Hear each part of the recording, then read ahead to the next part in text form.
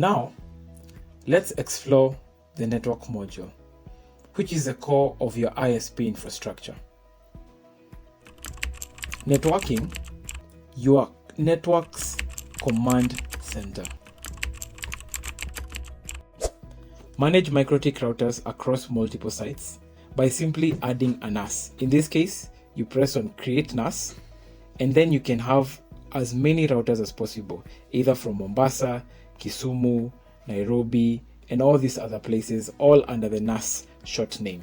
And then you can have all your routers. You can see your NAS ping, your status, how many milliseconds it takes to reach your router.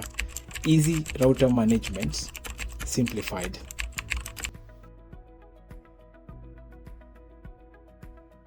The router section is your gateway to network infrastructure management. Here, you can add and manage MikroTik devices across multiple locations with ease. You begin by simply pressing the Create NAS, which means Network Access Server. Then you input, so let me just highlight this. Then you input the NAS IP address, and then you input the NAS secret or password. Now, here's a quick tip. The NAS is a critical bridge between your MikroTik router and the radio server. It acts as a central authentication and accounting gateway. So next, we're going to assign the short name. So this serves as a human readable identifier for each router. So one router could be called Kiambu, Nairobi, Mombasa, and so on. So this ensures precise mapping between your routers and their respective roles in authentication and bandwidth management. And that is the router section. The network section lets you customize your IPv4 settings to suit your infrastructure needs. So what we do is that we first go to Add Network, then under Add Network, you can input your private IP address. So in this case, it can be 192 for Mombasa, 10.10 for Kiambu, and so on and so forth. And you can even label it Mombasa, Kiambu. So, and most importantly, is that you choose the IP address class based on the number of hosts you want to serve. So if you want to host 8,000, you choose under class B. If you want to host over 16 million, you choose under class A, and so on and so forth. Then you assign the NAS or the MikroTik router, which will act as a DHCP server for that subnet. So in this case, your NAS could be, your MikroTik could be Kiambu if you've chosen the Kiambu IP class. And what this does is that it enables smart segmentation of your network, letting you isolate, scale, and control IP distribution efficiently. Internet tariffs. This is the section where performance meets flexibility. And simply, you just tap on Create Tariff, but I want us to go through one that I've already created. So let me just highlight it here. So here we have the title. You can name your tariff. So in this case, I've named mine 10 Mbps per second.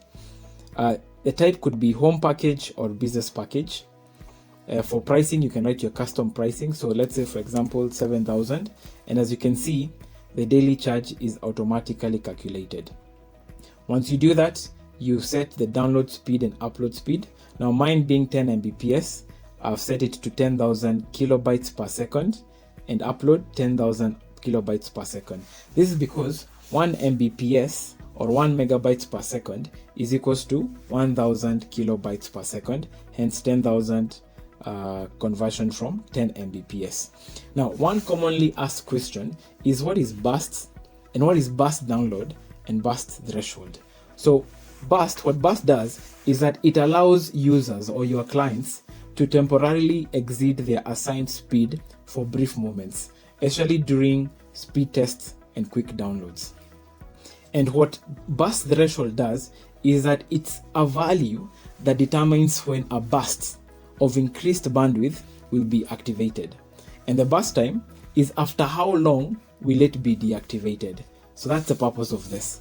And the beauty of that is that in this case, where we have 10,000 kilobytes per second, the burst download speed should be between 12,000 kilobytes to 15,000 kilobytes. So the recommended burst download should be added by 2,000 or 5,000, depending on whatever speed that you choose. And for the burst threshold, again, remember this one is what activates the burst. So it should be below your package. So in this case, 10,000. So the 10,000 is a package. So the burst threshold, or the one that activates the burst, is 9,000. And the burst time is 10 seconds. So what happens is that after the 10 seconds, it immediately deactivates. Another commonly question that we get is, what is aggregation? Well, aggregation determines how many users share your total upstream bandwidth. So for example, here we have an aggregation of 1:4, and aggregation is equals to total bandwidth divided by sum of all client bandwidth limits. So what does this mean? So in this case, if I have 4 clients who are using 10 Mbps package, they are all sharing this 10 Mbps, and the recommended ratio is that 1:4 to 1:8 for residential users, and for premium and business users it is 1:1 or 1:2. Now what this does is that these settings strike a balance between performance and fairness, boosting responsiveness without compromising network stability. And what this does is that it ensures you're not overloading your network while you're still maximizing profitability.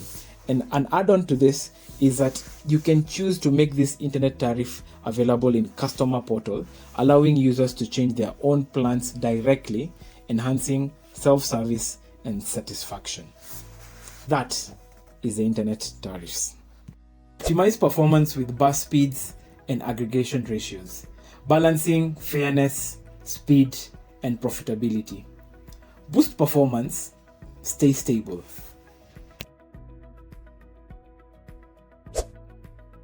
Monitor hotspot performance in real time, sessions, usage, and revenue. Hotspot insights live.